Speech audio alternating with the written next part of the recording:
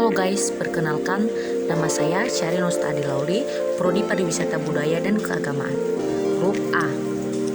Di video kali ini saya akan membahas seberapa pentingnya membuang sampah pada tempatnya. Mari jaga lingkungan tetap bersih. Guys, kalian tahu gak sih? Kita setiap hari menghasilkan sampah loh. Sampah itu terbagi menjadi dua, ada sampah organik dan sampah anorganik.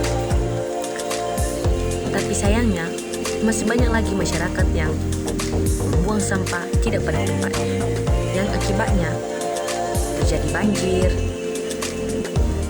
kemudian pencemaran lingkungan, dan berbagai sumber penyakit lainnya. Tapi kita bisa mencegahnya dengan cara membuang sampah sesuai jenisnya.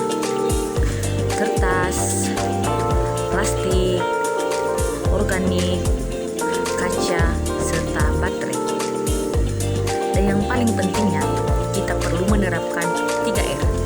Reduce, reuse, recycle. Reduce mengurangi, reuse menggunakan kembali, recycle mengelola. Ayo, wujudkan selayar bersih dan nyaman. Kalau bukan kita, siapa lagi coba? Mari cintai lingkungan kita. Nah, materi saya masih belum selesai ya guys. Tapi ikuti saya tentang pengertian sampah, jenis-jenis sampah, dampak-dampaknya, dan masih banyak lagi. Tapi ikuti saya ya guys. Kita akan bahas satu persatu. Pertama, pembuangan sampah. Pembuangan sampah merupakan sesuatu bahan atau benda padat ataupun cair yang sudah tidak terpakai lagi oleh manusia, atau benda yang sudah digunakan lagi dalam suatu kegiatan manusia dan dibuang.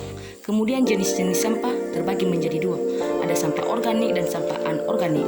Sampah organik ini seperti sisa makanan, sayuran, daun-daun kering dan sebagainya. Sedangkan sampah anorganik ini seperti plastik wadah pembungkus makanan, kertas, plastik mainan, botol dan gelas minuman, kemudian kaleng, kayu dan sebagainya. Adapun sumber-sumber sampah, pertama sampah pertanian dan perkebunan, sampah pemukiman, perdagangan dan perkantoran, kemudian sampah bangunan dan gedung, kemudian sampah khusus.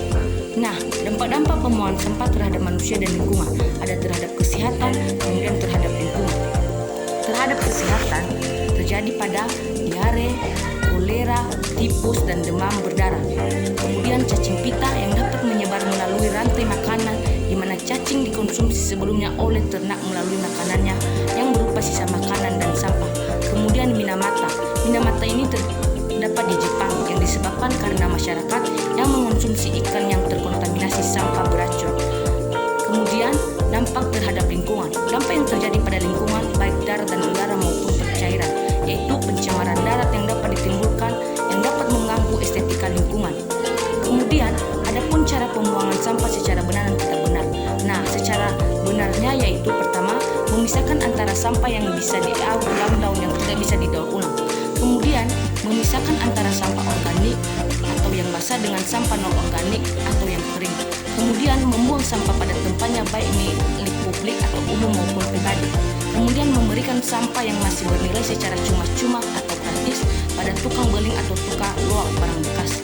Kemudian sampah basah atau sampah organik bisa dijadikan pupuk, kemudian diolah sendiri atau diserahkan kepada ahlinya. Kemudian jika malas, lakukan apa-apa, kita tinggal bungkus saja sampahnya yang ada di kantong plastik dan buang di tempat yang benar yang nantinya akan diangkut ke tempat pembuangan akhir atau disebut TPA. Sedangkan cara membuang sampah yang tidak benar itu pertama, membuang sampah sembarangan tak peduli tempat sampah. Kemudian membuang sampah di sungai atau di kali. Kemudian meletakkan sampah di pinggir jalan dengan harapan diambil tukang sampah. Kemudian mengumpulkan atau mengoleksi sampah hingga banyak lalu dibakar. Kemudian menumpang buang sampah di tempat sampah pribadi orang lain, menggali tanah lalu mengumpul sampah. Nah, ada juga cara mengelola sampah.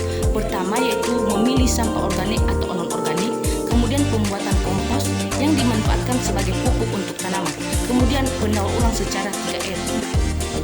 Demikian penjelasan dari saya ya guys. Terima kasih. Sampai ketemu.